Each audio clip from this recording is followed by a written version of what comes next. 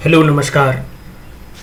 आज हम लोग जो बात करेंगे इल्तुतमिश के उत्तराधिकारी, सक्सेसर ऑफ इल्तुतमिश। आपको मैंने 1236 ईस्वी तक पढ़ा चुका हूँ, जहाँ पे हम लोग इल्तुतमिश की मृत्यु तक की बातें कर चुके थे। तो इल्तुतमिश ने उत्तराधिकारी के रूप में जो है ज्येष्ठ पुत्र को चयन करने की जो सामान्य प्रथा था उसे त्याग करके ईरानी परंपरा के अनुसार अपनी पुत्री जो है, अपनी पुत्री रजिया को सल्तनत का उत्तराधिकारी घोषित किया था। लेकिन हुआ क्या, जो इस इल्तुतमिश की मृत्यु के बाद जो है तुर्क अमीरों ने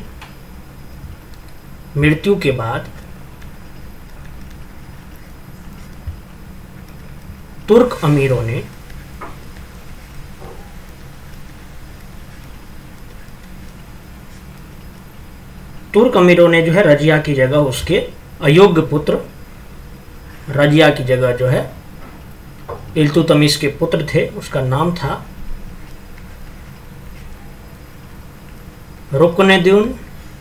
रुकनुद्दीन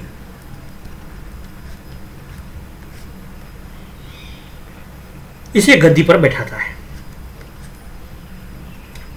और उसके शासनकाल में सल्तनत की वास्तविक सत्ता जो है, रुकनुद्दीन के शासनकाल में वास्तविक सत्ता इसकी रुकनुद्दीन की माता शाह तुर्कान जो है अपने हाथ में लेकर के चलाती थी। और ये शाह तुर्कान जो थी, ये महत्वाकांक्षी और एक क्या बोल सकते हैं, निर्दयी महिला थी, जो कि अपने विरोधियों का दमन करना प्रारंभ कर देता है और जिसके कारण जो है विद्रोह और अराजकता की स्थिति उत्पन्न हो जाती है। अब राज्य में फैली अराजकता और विद्रोह का लाभ जो है रजिया ने उठाया। उसने जनता के सामने जो है, एक दिन शुक्रवार का दिन था, शुक्रवार को नमाज अदा करने के वक्त जो है वो लाल वस्त्र पहनकर दिल्ली की जनता से न्याय की भीख मांगी और दिल्ली की जनता ने रजिया को साथ दे दिया और रुकनुद्दीन फिरोज को फिर गद्दी से हटा दिया जाता है और रजिया को क्या होता है, रजिया जो है फिर गद्दी पे दिल्ली का सुल्तान बनते हैं। ठीक है, ये हो गई इसकी कहानी। और रुकनुद्दीन को बंदी बना लिया जाता है। अब हम लोग जो मेन बात करेंगे, तो ये इल्तुतमिश के उत्तराधिकारी में रुकनुद्दीन बीच में आ गया था, इसीलिए इसको जानना जरूरी था। अब हम लोग जो मेन बात करने वाले हैं वो करने वाले हैं रजिया सुल्तान के बारे में। रजिया सुल्तान कैसे बन जाती है? रजिया के बारे में ऐसा कहा जाता है, जो दिल्ली की जनता जो है पहली बार रजिया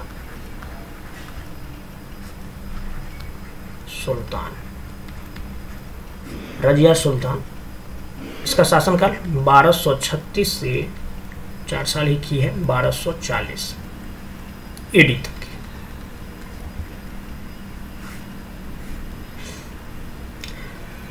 ऐसा कहा जाता है जो दिल्ली की जनता जो है पहली बार उत्तराधिकार के प्रश्न पर स्वयं निर्णय लिया और 1236 में रजिया को सल्तनत का सुल्तान बनाया।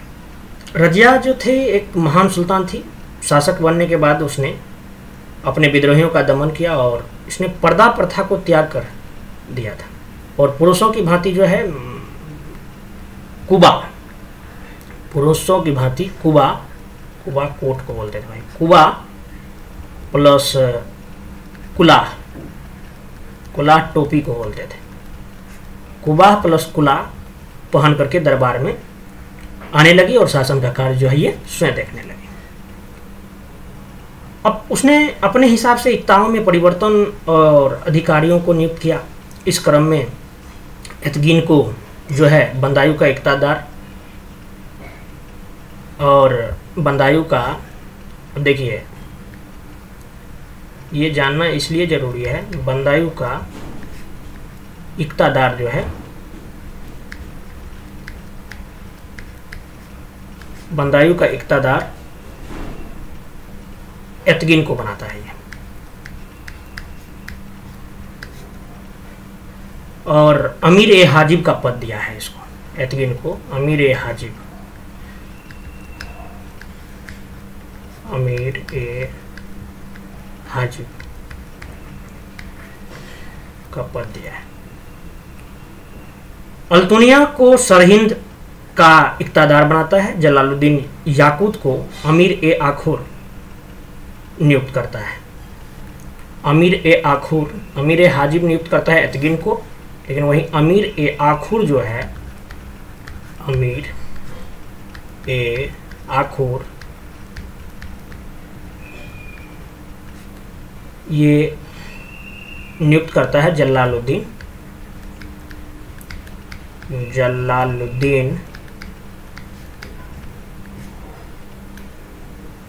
याकूत को। ठीक है। और ये अमीर ए आखुर मतलब असुसाला का प्रधान होता था। ये नियुक्ति की बात है। मेनली दो इनको याद रखिएगा, ये सवाल पूछा जाता है, अमीर ए हाजिब और अमीर ए आखुर। 1240 में सरहिंद के सूबेदार जो है अल्तुनिया थे उस टाइम, और इसने करता क्या है, जो विद्रोह कर देता है, विद्रोह कर देता है 1240 ईस्वी के आसपास। लेकिन इसको भी अमीरों के साथ मिलकर उसके भाई बहराम शाह जो है शासक बन जाता है, सुल्तान बन जाता है। विद्रोह के कारण मेनली अगर देखा जाए तो रजिया को गद्दी छोड़ना पड़ता है।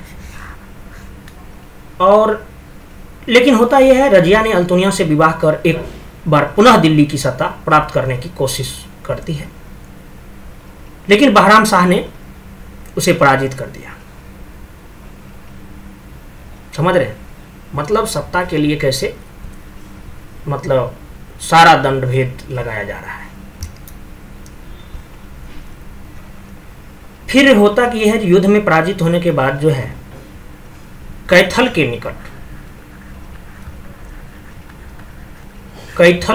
निकट जो है अक्टूबर 1240 ईस्वी में, कैथल के निकट अक्टूबर 1240 ईस्वी में उन दोनों का, किसका अल्तुनिया और क्या बोलते हैं रजिया, इन दोनों का जो है डाकुओं ने उन दोनों की हत्या कर देती है। ठीक है, हत्या हो जाती है अक्टूबर 1240 में।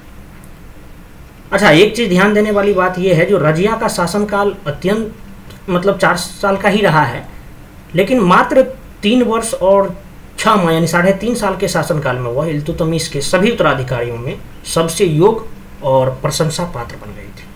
मतलब ये भी ध्यान देने योग्य बात है ना। अच्छा, रजिया के बारे में ऐसा भी कहा जाता है, जो रजिया सुल्तान जो थी, ये दिल्ली सल्तनत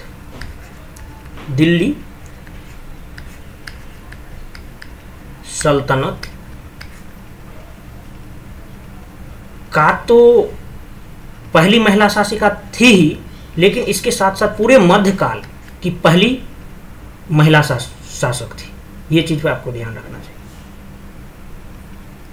रजिया सुल्तान इस्लाम धर्म के विरुद्ध महिला होकर भी पुरुष की तरह काम की है, ये चीज आपने देखा, जिसके कारण जो है तुर्क सरदार जो है विरोध करने लगा। और इन विरोधियों में जो है सबसे महत्वपूर्ण तबर हिंद के इख्तियारदार मलिक अल्तुनिया का विद्रोह था, जिसे दबाने के लिए जो है रजिया सुल्तान 1240 में खुद अपने नेतृत्व में सेना लेकर दिल्ली के प्रशासन को मलिक याकूत के नेतृत्व में सौंप देती है। अच्छा, एक बात और भी आपको जानना चाहिए रजिया में, भटिंडा के निकट पंजाब में है ये भटिंडा नामक स्थान पर रजिया और मलिक अल्तुनिया के बीच एक युद्ध होता है बठिंडा के निकट जो है, रजिया वर्सेस अल्तुनिया। मलिक अल्तुनिया के बीच जो है एक युद्ध होता है जिसमें रजिया अपने आप को पराजित होते देखकर जो है इससे क्या कर लेता है, इससे विवाह कर लेता है। हार रही थी तो अपना चलो भाई आजा, विवाह कर ली। दोनों के विवाह के पश्चात जब दिल्ली की ओर लौट रहे थे तो यही आपको जैसे कि मैंने बताया, जो कैथल के डाकुओं जो है दोनों की हत्या कर देते हैं। तो ये हो गई रजिया सुल्तान की बात। अब हम लोग 1240 से 1242 की बात करेंगे। और ये शासन जो रहा है किसका रहा है, ये शासन रहता है बहराम शाह। एंट्री तो हो जाता है लेकिन आपने देखा जो कैसे, बहराम साहब का फुल नाम है मुइजुद्दीन बहराम शाह। मुइजुद्दीन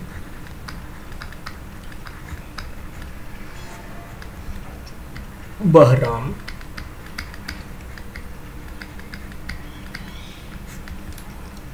बहराम शाह।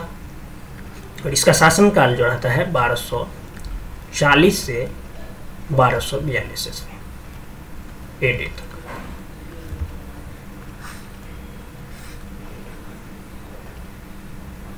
मेनली इसके बारे में ऐसा कहा जाता है कि ये दिल्ली के विद्रोही अमीरों ने षड्यंत्र कर इल्तुतमिश के तीसरे पुत्र बहराम शाह का जो है ये 21 अप्रैल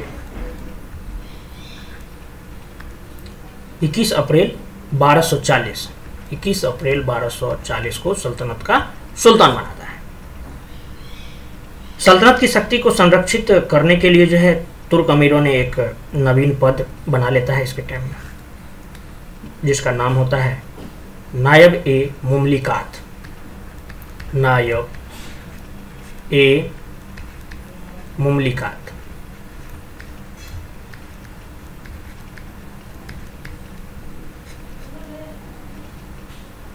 और ये नायब ए मुमलिकात की स्थापना करता है। इसमें होता क्या था, जिसमें संपूर्ण अधिकारी का स्वामी होता था ये नायब ए मुमलिकात, या कहीं कहीं पे आपको मुमलकत भी मुमलकत भी बोलते थे। ये सारे जितने भी अधिकारी थे उनका स्वामी होता था, जैसे आजकल के ये आप कह सकते हैं मुख्य सचिव।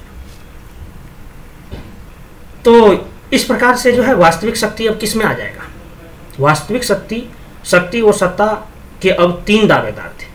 3 दावेदार हो गए, कौन कौन इसके टाइम में, वास्तविक शक्ति के 3 दावेदार। वास्तविक शक्ति के 3 दावेदार। 3 दावेदार में एक तो हो गया आपको मेनली सुल्तान, उसके बाद हो गया आपको नायब, यही नायब मुमलिकात, उसके बाद वजीर। 3 दावेदार हो गए। तो इस नायब ए मुमलिकात का प्रथम पद रजिया के विरुद्ध षड्यंत्र करने वाले नेता क्या नाम था, एल्तगीन को प्राप्त हुआ। ठीक है।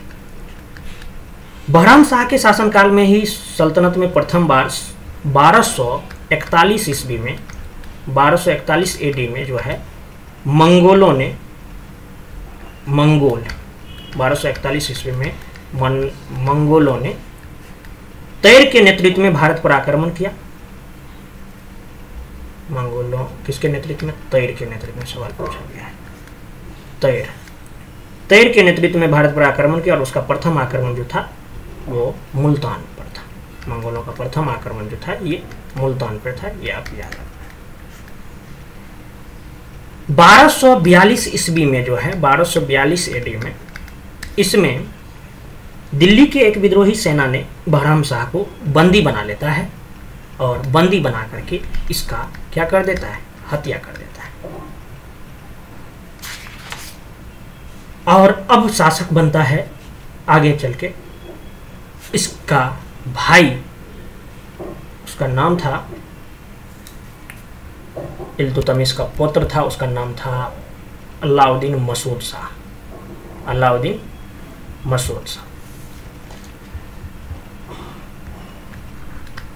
अलाउद्दीन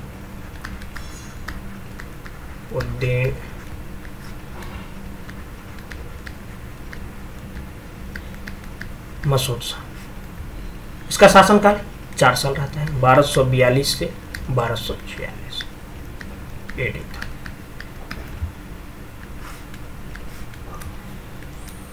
इसमें होता ये है, जो बहराम शाह के जो मृत्यु हो जाती है तो उसके बाद जो है, ये कौन है अलाउद्दीन मसूद शाह, ये इल्तुतमिश का पोता अलाउद्दीन मसूद शाह है ये, और सुल्तान बनता है।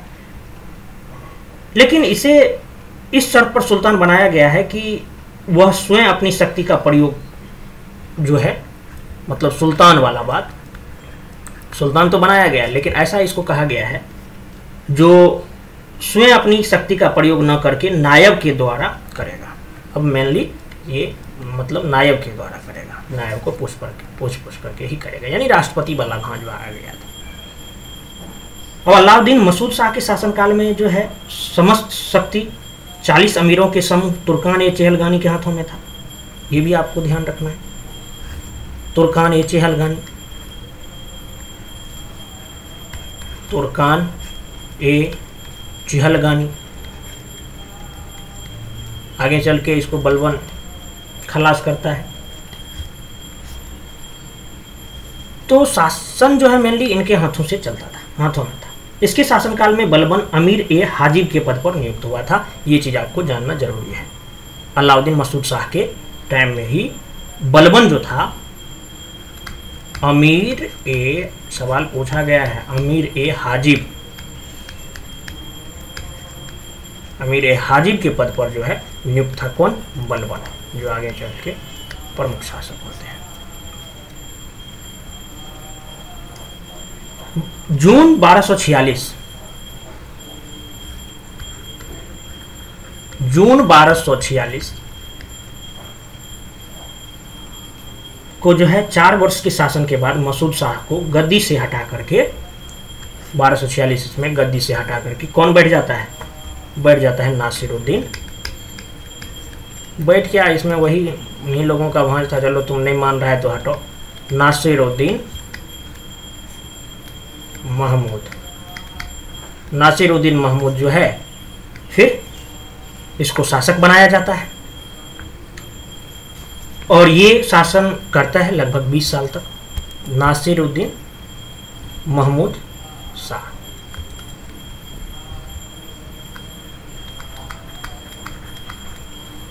नासिरुद्दीन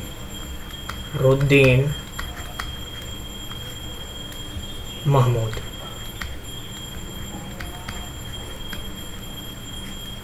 इसका शासनकाल 1246 से 1266 एडी तक। ठीक है। नासिरुद्दीन महमूद इल्तुतमिश का पोता था और ये जो था शमसी वंश का अंतिम शासक था। इसको शमसी वंश का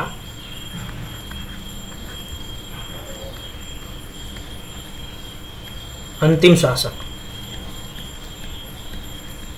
बोल सकते हैं।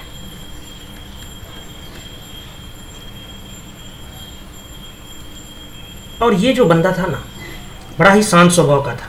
शासक बनने से पूर्व जो था, ये शासक बनने से पूर्व ये हकीम था।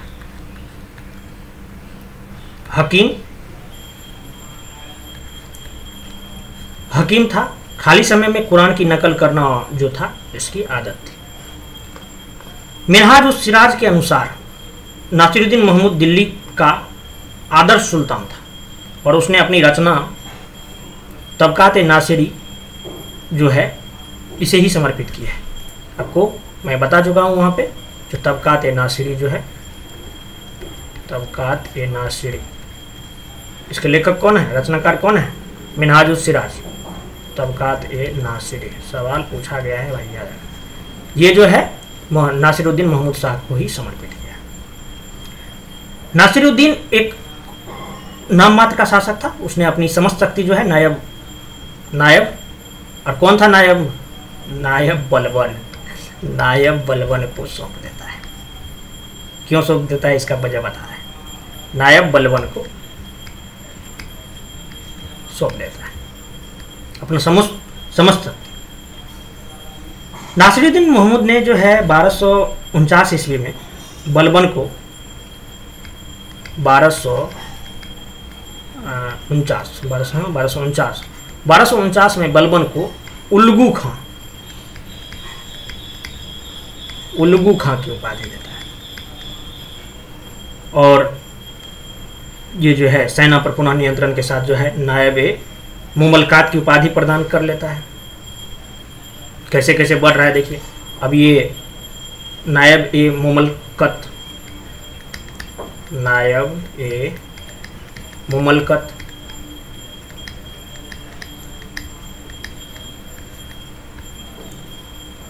का उपाधि भी ले लेता है। और ये सब उपाधि क्यों मिलता है, कुछ वजह जान सकते हैं। वजह ये था जो बलबन ने अपनी पुत्री का विवाह जो है सुल्तान से किया था। बात समझ गए जो क्यों इतना कुछ हो रहा था। क्योंकि नासिरुद्दीन मोहम्मद से बलबन जो है अपनी पुत्री का विवाह किससे, पुत्री का विवाह जो है सुल्तान से किया था।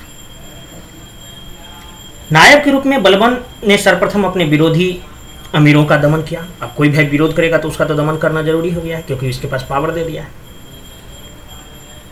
इस क्रम में जो है उसने इमामुद्दीन रेहान, कुतुलुग खां और किसलुग खां का दमन किया है।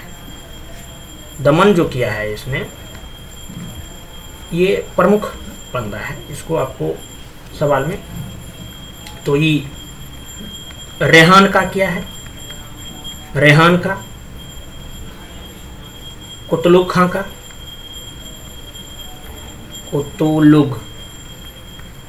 कुतुलुग खां और किसलुग खां का दमन किया है। ये लोग वही तुर्की अमीर थे। किसलुग खां का जो है ये दमन किया है। और 1266 में 49 में इसको बलबन उल्लू खां को उपाधि दिया है और कुछ दिन शासन हुआ है, सारा कुछ देख लिया है। और 1266 एडी में जो है 1266 एडी में नासिरुद्दीन की आज जो है अचानक बेचारा का मृत्यु हो जाता है। अब जो भी रहा होगा, मृत्यु हो गया तो उसका कोई पुत्र भी नहीं था, इसलिए जो है बलबन जो है स्वयं को सुल्तान घोषित कर लेता है। और जब बलबन सुल्तान घोषित कर लेगा, पहले भी शक्ति इसी के हाथ में था, लेकिन अब जो है ये मतलब शासक बन जाएगा, सुल्तान बन जाएगा। तो बलबन के बारे में हम लोग नेक्स्ट वीडियो में अच्छे से देखेंगे। धन्यवाद।